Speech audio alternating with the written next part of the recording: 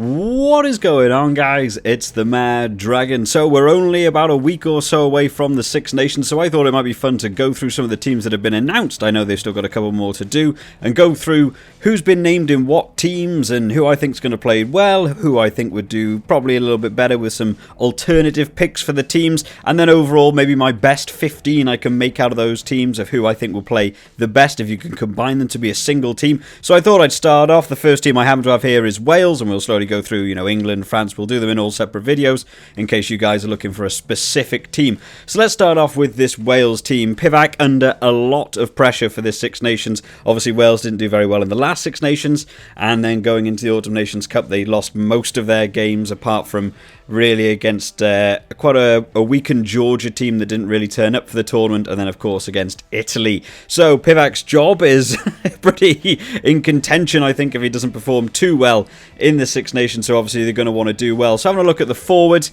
there's a pretty standard setup here. Rhys Carey, Wyn Jones, Rhodri Jones, Elliot Dee, Ryan Elias, Ken Owens. It's nice to see Ken Owens has been put back in the team. He obviously out with a couple of injuries.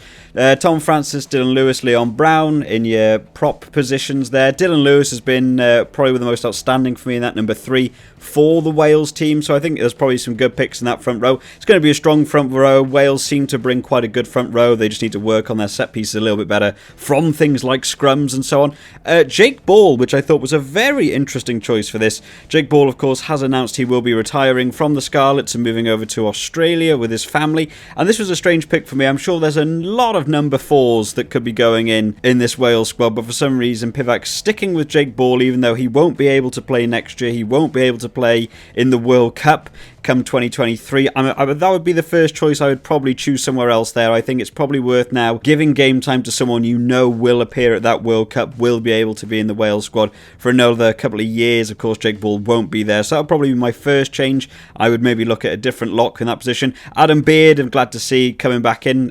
He will probably be taking over that number 4 shirt for most of the tournament. Of course, Alan Wyn Jones. You can't have a Wales team without Alan Wyn Jones, even though I actually probably think a bit of a controversial topic, but I reckon there's probably better number 5s in Wales, one of which being Corey Hill, who has been named there just in terms of positional play and being able to play rugby. Alan Wyn Jones seems to give away a lot of penalties, but obviously as a captain, as the influence he has on the team, he's always going to be in that number 5 shirt till he eventually retires. 143 caps currently Alan Wyn Jones rocking that front row. Will Rowlands, of course, going to come back in. Looking forward to seeing a bit more from Will Rowlands. He had quite a good tournament, actually. He was one of the few people that did stand out a little bit. Going into the flankers, Dan Lydiot is coming back in, which I'm really happy about. He's been performing really well at the Ospreys, and I know a lot of people are going to be questioning whether you should bring people back from sort of an old era of the Wales team, but I think if people are in form and they are doing well, Dan Lydiot has been proving himself time and time again. I think he's going to do a real good job coming in that flanker position. And we've got a whole number of picks here. Josh Navidi, I think, is going to be doing really well. Hopefully he can try and avoid injuries for as long as he can. Aaron Wainwright has been performing well at 6 and 8, so he's going to be a bit of a dual threat there, so I think he's a good pick. Faletau is going to be, again, a bit of a controversial one. To me, Faletau hasn't performed very well, especially for the last couple of years. People seem to have forgotten all the negatives that surround Faletau in terms of his gameplay. I was quite surprised in the Autumn Nations Cup. He had 2 pretty terrible games and then came on to play Italy. And in that Italy game, he gave away 2 knock-ons and 3 penalties, but of course then went on to do some good runs. And all I saw from Wales Online and news media was Faletau is back, he's going to be brilliant, he's going to be amazing. And I was quite surprised. To me, Faletau had one good game against a very tired Italy team at the end of a tournament with a lot of injuries. I don't think that was probably the game to show off that he can do well. Hopefully he can come into this tournament and carry on doing some really good work and prove me wrong. But to me, Faletau, maybe a bit of an odd choice there. I don't know whether Faletau was because there's a lacking of good number 8s to pick. Obviously, Moriarty is out with an injury. But I think Aaron Wainwright could even be a better number 8. So that'll be a bit of a questionable topic for me. Josh McLeod's going to be coming in, uncapped, of course, from the Scarlets. It's going to be nice to be seeing some new blood. Not a lot of uncapped players in here, so it's nice that he gets to make an appearance. And finally, of course, Justin Tipuric, to me, is probably one of the best flankers in the world at the minute. He's just always so good. And hopefully, if he can keep a scrum cap on, we won't see him getting knocked out by some ridiculous shoulder charges like we got to see in that Georgia game. But overall, a very strong forward pack. It's just whether or not they're going to be able to gel together. We are aware of how many set play issues they've had in the last couple of tournaments. There's big names, but for some reason they just don't seem to gel quite as well as they did under Warren Gatland for Pivac, unfortunately. Quick look at the backs. Gareth Davis, Thomas Williams and Kieran Hardy, 3 great scrum halves. I know there's been a lot of talk about Rhys Webb not being in this team, but for me that is the correct call. Rhys Webb is a very slow scrum half. He takes so long to get the ball out of the rucks. The issue with Rhys Webb is that he always ends up getting tries, but the problem with Rhys Webb is he never seems to get tries if he starts a game. Rhys Webb seems to be the one who, in international anyway, not talking about club level, he's the guy you bring on at 75 minutes and gets a try. He's a bit of the power sub coming on because, of course, he's so rapid against a tired team then. But again, you've got to look forward to the World Cup. Will Rhys Webb make the next World Cup? Potentially not. You know, he's getting on in a few years, whereas I think Thomas Williams and Kieran Hardy, of course, did impress me in that Autumn Nations Cup, and I think both of them will be looking forward to that World Cup. Gareth Davis will probably make it to the next World Cup, but I think by then you should be looking. To me, Thomas Williams is the number 1 scrum half. I think he's brilliant. I think he's got a lot more to offer. I know people love, of course, Gareth Davis and Rhys Webb, but for me, Thomas Williams is standing out a little bit currently as the all-round skillful scrum half. Fly halves, Dan Biggar, Callum Sheedy, Jared Evans. It's a nice 3 setup there. Callum Sheedy again did well. He's playing well for Bristol as well. Good in form. Of course, Dan Biggar's always going to be your first choice there, along with missing some of those names we haven't seen for so long, like Gareth Anscombe and Rhys Patchell. We just don't get to see them anymore. Injuries galore in this Wales team. But looking forward to seeing a bit more from Callum Sheedy, a very aggressive fly half and a good running 10. Looking forward to seeing him. Johnny Williams coming in that number 12 shirt. I think Jared Evans can also play 12. I think he's a fly half and also 12. But Johnny Williams is the only standout 12 here. I guess maybe Owen Watkin a little further down could be, but Johnny Williams again impressed me. Going to be looking forward to a couple of years of having Johnny Williams in, a good replacement for Hadley Park. Seems to fills in almost exactly what Hadley Parks used to play. Looking forward to seeing some Johnny Williams. We got 13 shirts galore in Jonathan Davis, Nick Tompkins, Owen Watkin can sort of play 12 or 13, and George North also can play 13. He's been trying to swap into that position. Jonathan Davis, of course, the classic. Nick Tompkins, the youthful blood in that 13 shirt. Aggressive again. He's another one of these people that has a bit of an issue because he came in so well in his first game against that Italy team, and I think people will expect a little bit too much of him now. He's going to be one of those people, I think if you bring him on later in the game, he comes on as a bit of a super sub and runs another team ragged, but he does seem to struggle a little bit playing for the full 80, so hopefully we can get a little bit of good game time out of him and he can impress again. George North been playing very well recently for the Ospreys, another one similar to Dan Lydiot. Hasn't been on form for a long period of time, and to me George North probably shouldn't have been in the Wales team for the last year or so. His form was off. I think he needed a bit of time away from the international. He's gone back and done a whole bunch of club, and he's playing very well in that 14 shirt, which of course throws up issues for the Ospreys and even for the Wales team with how many wingers you can pick, having to put George North. He just seems to excel in that 14 position as opposed to the 13 position, so there's going to be some difficult choices for Pivac there. And then of course moving on to the backs, we've got Josh Adams, Hallam Amos, Louis Rees-Zammit. I mean, there's a 3 good contenders there for the wing. Josh Adams hasn't been performing very well recently, unfortunately. Of course, he got his red card in that final game of the Autumn Nations Cup, which was very annoying to watch. Hallam Amos also hasn't been showing off brilliantly. He's been doing pretty well at the Blues, but he just doesn't seem to do very well with the ball. He seems to be a little bit stagnant. I'm not sure if Hallam Amos is the best choice here. I think there's definitely some people that probably could have been looked at rather than Hallam Amos. I know he can play either winger or fullback, so I'm guessing the versatility is what Pivac's gone for here. But I definitely think if you look at people like Steph Evans, potentially on the wing in terms of just rapid pace, I think he does the same job. A big call there for Hallam Amos, maybe not have been where I would have gone for. Louis Rees-Zammit impressed me really, really well in the Autumn Nations Cup, doing well at Gloucester as well. I think he's a great pick. I think he would probably be in my starting 15. And then then Lee Halfpenny and Liam Williams, of course. I think if Liam Williams can not headbutt his own teammates, I think he'll be doing pretty well in that fullback position. Lee Halfpenny's been a bit hit or miss recently, but of course offers that kicking game alternative if you do need him to. There are some big names coming in here. One that I am a little bit ashamed for is that we don't get to see Shane Lewis-Hughes. I thought he'd played very well in the Autumn Nations Cup, and I've seen him play at club level as well. Been doing very well. Surprised not to see him in. I know it's a bit sort of whether he'd be able to play because there's quite a few flankers. I do believe he can play 6 or 4. So if he can play that lock position, I would maybe even look at replacing Jake Ball with Shane Lewis-Hughes and giving him a bit of time there rather than having Jake Ball when he was going to go over to Australia and make himself ineligible to play.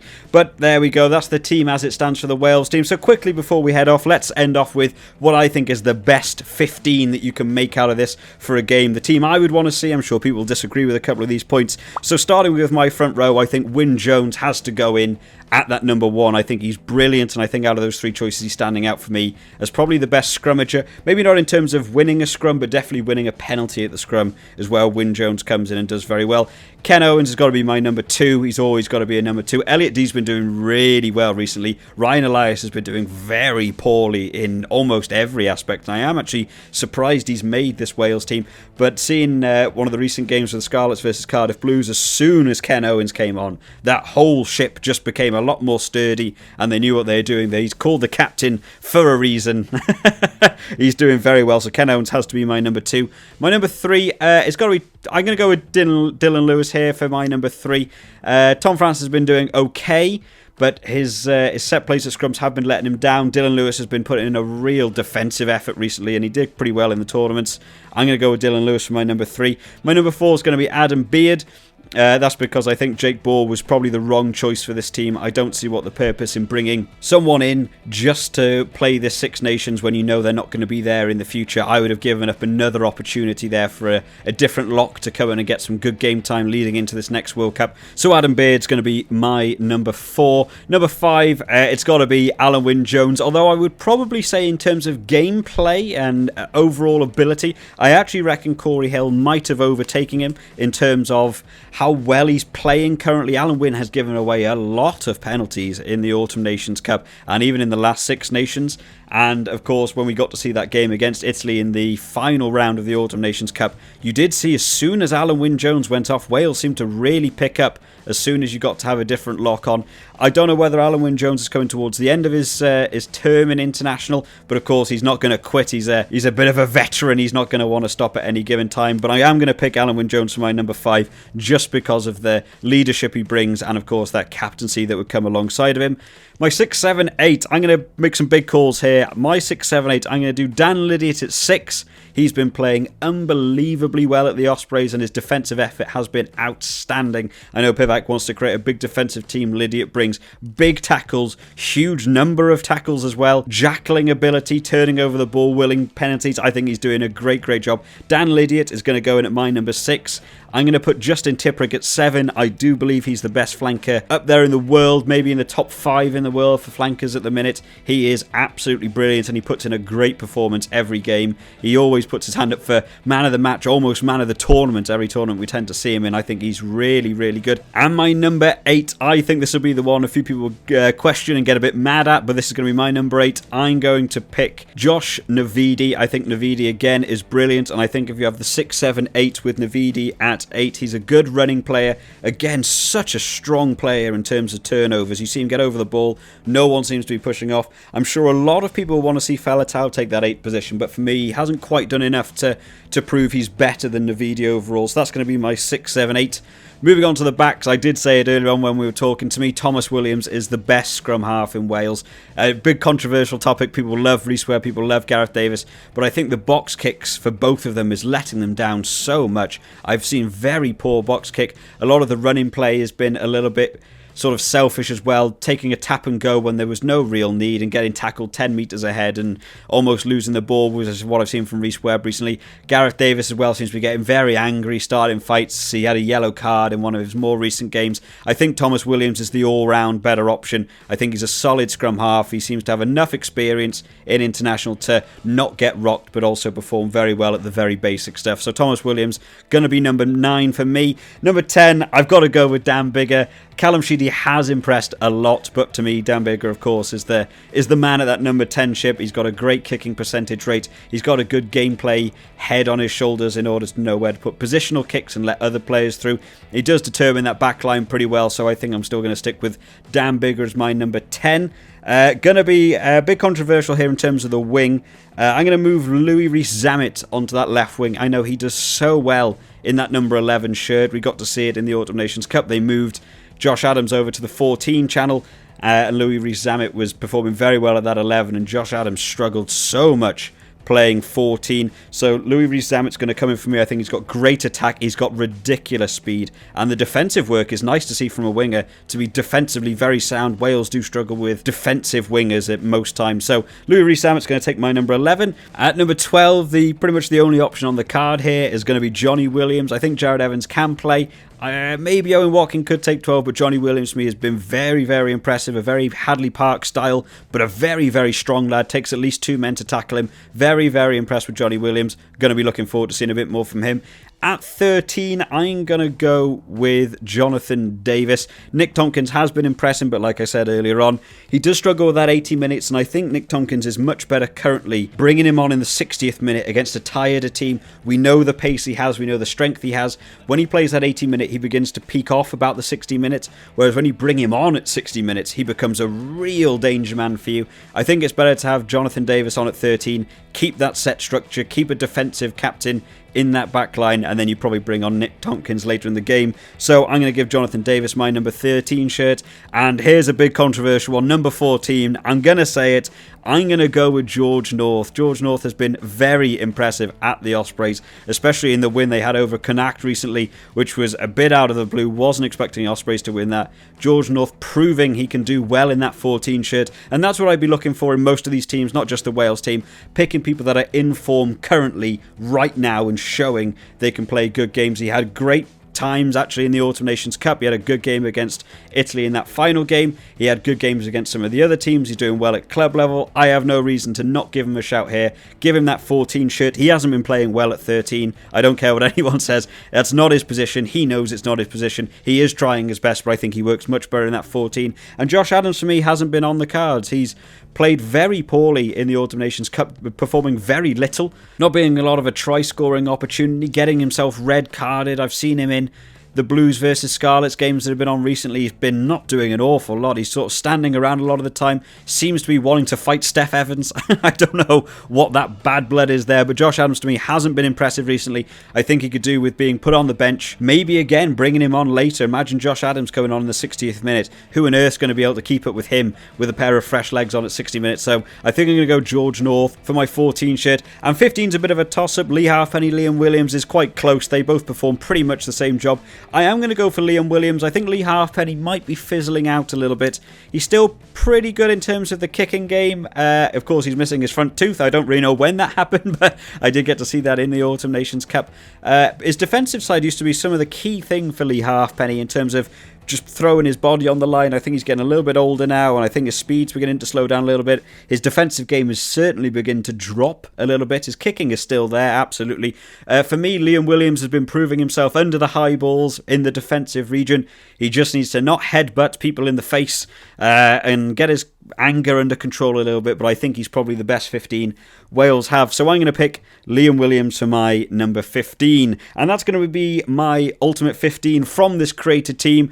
Who do you think should make your 15? Is there any changes you would make? Anyone you disagree with? Let me know down in the comments who you think is a good choice, who you think is a bad choice, any swaps you make from my starting team. I'm going to go through some of these videos for every single team. I think it's going to be a super fun little project for me to do. So first one was Wales. Maybe the next one I'll move on to England or maybe France, because they're the two teams I know are already out.